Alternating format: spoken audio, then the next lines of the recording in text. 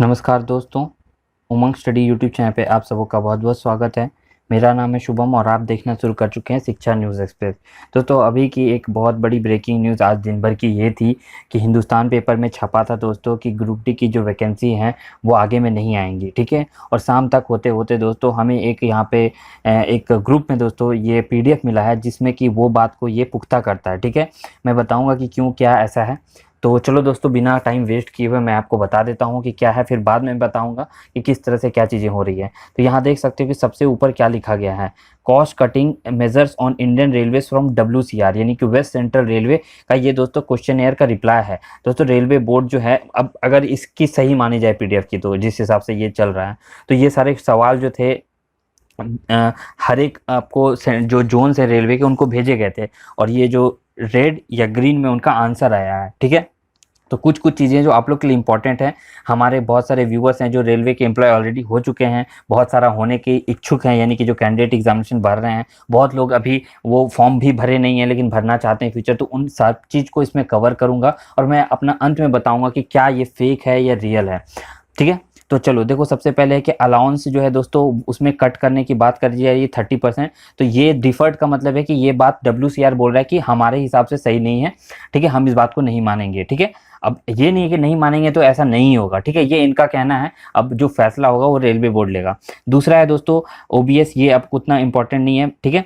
तीसरा देखिए, यह सबसे इंपॉर्टेंट जो है, मोस्ट इंपॉर्टेंट, ठीक है, MIP, no further recruitment in group D, ठीक है, एग्रीड। अब नो फर्दर का क्या होता है, ग्रुप डी भर्तियां जो है आगे से नहीं होंगी। नो फर्दर यानी आगे कोई भी भर्ती नहीं होगी। अब भर्ती जो है दोस्तों, अब रिक्रूटमेंट आप इसको बोल सकते हो कि 2019 में ऑलरेडी ग्रुप डी की वैकेंसी निकल चुकी है, उसकी बात में हो रही है, या वो भी इंक्लूडेड होगा, या फ्यूचर में जो ग्रुप डी वैकेंसी है वो नहीं होगी, ठीक है, ये बात है। तो अब इसको पूरी तरह से क्लियर अभी तक नहीं किया जा सकता है, मैं आपको सिर्फ साफ साफ से कह दूं। अब इसमें एक चीज लिखा गया, MTS on line of RB। अब RB है, RRB है, क्या है ये पता नहीं। Also for stenos local implementation for by PCPO immediately, ठीक है। तो ये स्टेनोस यानी कि स्टेनोग्राफर जो है उनकी भी बात कर रहे हैं कि उनको भी मतलब कि वैकेंसी में नहीं लिया जाएगा, क्योंकि आपको पता है कि रेलवे रिक्रूटमेंट ग्रुप डी जो होती है दोस्तों उसमें आपका स्टेनोग्राफर वगैरह नहीं होते हैं, MTS नहीं होते हैं, ठीक है। तो इसलिए बोल रहे हैं। तो ये पूरी तरह से ये तो है दोस्तों कि फ्यूचर में यानी कि लगभग जो भी वैकेंसी खाली थी, ठीक है, जो भी अभी खाली थी उसके लिए नई भर्ती नहीं निकाली जाएगी, पहली बात। दूसरी बात जो है कि दोस्तों अब इसमें 2019 वाला ग्रुप डी इंक्लूडेड है या नहीं है, ये बहुत अनक्लियर है। जहां तक मुझे लगता है कि इसमें शायद ये इंक्लूडेड नहीं है, लेकिन जब तक ऑफिशियल कुछ इसमें इंफॉर्मेशन नहीं आ जाती है तब तक कुछ भी नहीं बताया जा सकता है, ठीक है। लेकिन आप लोग अपना प्रिपरेशन रेडी करें, क्योंकि मुझे जहां तक लगता है, अगर बेसिकली अगर पर्सनल लेवल पे पूछो तो मुझे लगता है कि जो पिछला एग्जामिनेशन ग्रुप डी का पेंडिंग है वो एग्जामिनेशन पूरी तरह से होगा, उसमें कोई भी बाधा नहीं आएगी, ठीक है। इसी तरह काफ़ी सारी चीज़ें दी गई है दोस्तों। अब देखो, no new quarters for staff, ठीक है, जो भी स्टाफ को क्वार्टर्स मिलते हैं वो कोई भी नए क्वार्टर अलॉट नहीं किए जाएंगे, और HRA वगैरह दिया जाएगा उनको बोला जा रहा है। फिर आपका बता देता हूँ कि चेंजिंग पॉइंट फिर 0, ये भी आपके लिए उतना इंपॉर्टेंट नहीं है। हाँ, एक चीज़ और इम्पॉर्टेंट है दोस्तों कि आपका जो टिकट प्लेटफॉर्म जो होता था, प्लेटफॉर्म टिकट बंद कर दिया जाएगा, ठीक है। लगभग यहाँ पे उसी के हिसाब से बात हो रही है, ताकि ज़्यादा से ज़्यादा लोग रेलवे स्टेशन पर ना आ पाएँ। और साथ में आगे भी आपको देखने को मिलेगा कि strict check on unauthorised entry on platform. तो जैसे जैसे होता था ना, पहले हम लोग घुस जाते थे बिना टिकट के, और जो लोगों को नहीं भी जाना है दोस्त लोग को छोड़ने के लिए, तो वैसा आप नहीं कर सकोगे। मैंने पहले ही कहा कि शायद प्लेटफॉर्म टिकट आपको नहीं दिया जाएगा, तो आप के अलावा आपका कोई फैमिली भी जा रहा है तो आपको स्टेशन में एंट्री नहीं करने दी जाएगी, और आपको एंट्री भी नहीं मिलेगी। प्लेटफॉर्म टिकट नहीं दिया जा रहा है, इसका मतलब आपको एंट्री भी नहीं करने के लिए दी जाएगी, ठीक है। और आपको स्ट्रिक्टली चेक किया जाएगा। पहले जैसा होता था कि रेलवे में चेक वेक नहीं होता था, ऐसा नहीं। और RPF को भी अब दे दिया जा रहा है दोस्तों, और इसमें बोला जा रहा है कि चेकिंग के लिए जो है मैन पावर को बढ़ाने के लिए अदर डिपार्टमेंट में जो लोग काम कर रहे हैं वो यहाँ पे, तो हो सकता है कि कल के दिन आपको ट्रैक मेंटेनेंस दोस्तों यहाँ पे टिकट वगैरह चेक करते हुए दिख सकते हैं। भले ही उनको सैलरी उतनी ही मिलेगी, लेकिन यहाँ पे ऐसा हो सकता है, ठीक है। और देखिए cadre on railway, cadre like parcel porter, सफाई वाला टू बी रिटायर्ड, ठीक है, इनको खत्म कर दिया जाएगा। इनके जो पोस्ट हैं, ठीक है, पार्सल पोर्टर, सफाई वाला को एक तरह से बोल लो नौकरी से शायद निकाल दिया जाएगा। रिटायर्ड मतलब वही होता है कि रिटायरमेंट देना, लेकिन यहाँ पे एग्जैक्टली अगर मान लो उनकी उम्र नहीं हुई तो रिटायर थोड़ी नहीं दे सकते, तो हो सकता है कि उनको काम से बैठा दिया जाएगा, ठीक है। और अब RPRS यानी कि जो आपका सिस्टम होता है जहाँ पे टिकट रिजर्व होता है, बुकिंग काउंटर होता है, वो बिग सिटीज में जो कि बड़े शहरों में उनको बंद कर दिया जाएगा और सिर्फ ऑनलाइन ही आप कर पाओगे, ठीक है। स्टाफ रिटायर्ड डिप्लॉयड, ठीक है, बिल्कुल भी स्टाफ को और जो है डिप्लॉय कर दिया जाएगा, या तो दूसरे कामों में लगा दिया जाएगा या तो उनको रिटायरमेंट दे दिया जाएगा। साफ साफ मैं फिर से बोलूँगी, जो इंपॉर्टेंट काम यहाँ पे दोस्तों इनका जो है अभी रहेगा मकसद कि कम से कम लोगों को यहाँ पे क्या कहता है जमा रखें रेलवे के स्टेशन पे या रेलवे के जोन्स में। Older railways are very over staff, ठीक है, जो पुराने रेलवे हैं उनमें काफ़ी ज़्यादा स्टाफ भरे हुए हैं, इवन अकाउंट डिपार्टमेंट, ठीक है। तो यहाँ पे कर रहा है कि मर्ज कर देना कुछ कैटेगरीज को, बुकिंग क्लर्क को, ECRC को, टिकट चेकिंग स्टाफ को, इन सबों को एक ही में कर दिया जाएगा। और UTS app booking should be publicised by some discount and then UTS में be close slowly.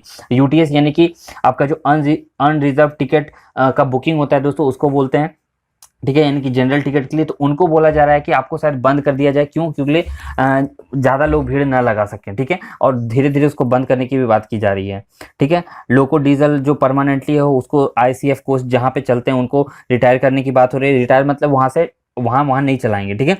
There has been tremendous increase in road vehicles, ये दूसरी चीज़ है, ठीक है। और ये भी चलिए कोई इतनी आप लोग के लिए इम्पोर्टेंट नहीं है। दूसरी बात की जाए तो बाउंड्रीज, ये भी उतनी इम्पोर्टेंट नहीं है, ठीक है, ये भी इम्पोर्टेंट नहीं है। 17 AC स्टॉक, ये भी इतना इम्पोर्टेंट नहीं है। देखिए no new non safety non person, ये भी इम्पोर्टेंट नहीं है। Means surrender instead of unless, चलिए ये भी नहीं इम्पोर्टेंट है। हाँ, रेवेन्यू पीयूज SL मंथली और क्वार्टरली बजट, ये भी चलिए इम्पोर्टेंट नहीं है आप लोगों के लिए, चलिए ये भी नहीं है, ये भी नहीं है।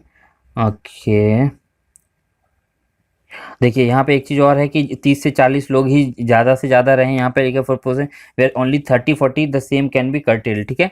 FOB जहाँ पे 30-40 लोग रहते हैं। हाँ, all allowances to be curtailed, यानी कि बंद करने की बात कर रही है। Allowances like OT etcetera to be start और या 50% कट कर दिया जाए। Lots of allowances like KMA यानी कि किलोमीटर अलाउंस है, NDA इन लिeu of kilometrage should be abolished. Why should staff get allowance for doing their job, तो इसके लिए एग्री कर गए हैं बिल्कुल तरीके से। यानी कि हो सकता है कि आपको अलाउंसेस में भारी कमी देखने को मिले, जो किलोमीटर अलाउंसेस होते थे उनमें भी आपको भारी कमी देखने को मिले।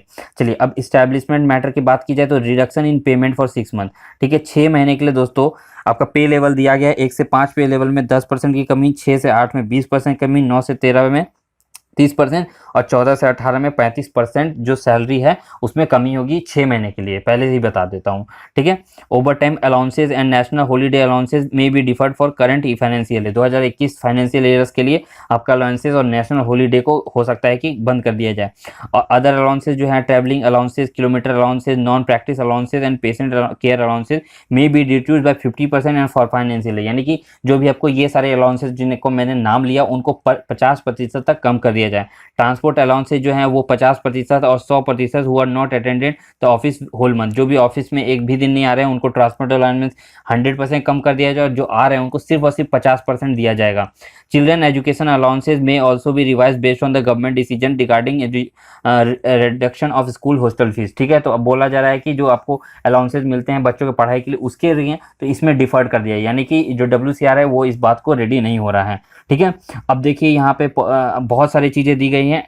एस्टेब्लिशमेंट है different categories of staff such as ECRC parcel portal goods guards may be revised afresh and steps to be taken for immediate surrender transfer of these posts, ठीक है। जैसे कि मैंने बताया कि कुछ पोस्ट हैं जैसे कि पार्सल पोर्टर्स, गार्ड्स के हुए, ECRC के, तो हो सकता है कि इन सारे पोस्टों को खत्म कर दिया जाए और इनको दूसरी जगह पे या दूसरे कामों में लगा दिया जाए, ठीक है।